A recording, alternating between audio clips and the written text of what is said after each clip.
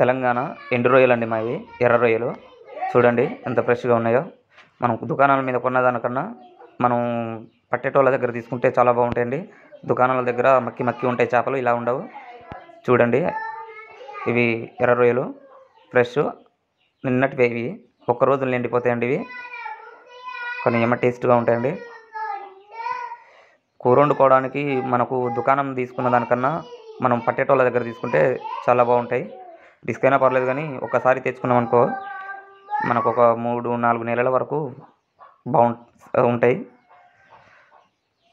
చూడండి ఎంత న్యాచురల్గా ఉందో. మంచినీటి చేప ఇది. పచ్చి కూడా బాగుంటాయండి, కాకపోతే పచ్చి మనం రిస్క్ కొంచెం చేసుకోవడానికి.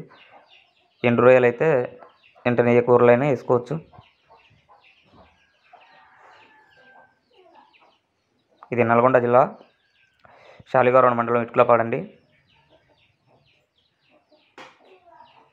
చూసారు ఎంత కలర్ఫుల్గా ఉన్నాయో.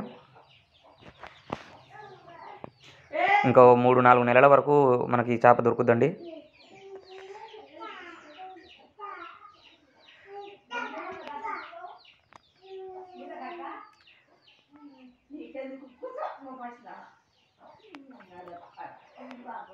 ఇవి దొంతులండి, ఉష్క దొంతులు.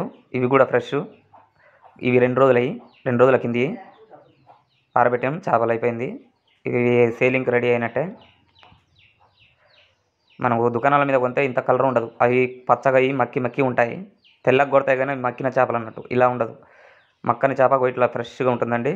ఇది బొమ్మిడాయి, పాపర్ అంటారు మేము మా దగ్గర.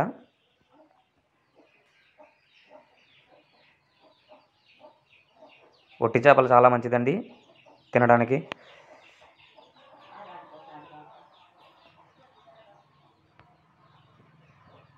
మీరు ఈ చేపని మన దుకాణం కాడ చూసిన చేపను చూస్తే మీకు ఏమంటే డిఫరెంట్ కనపడుతుంది.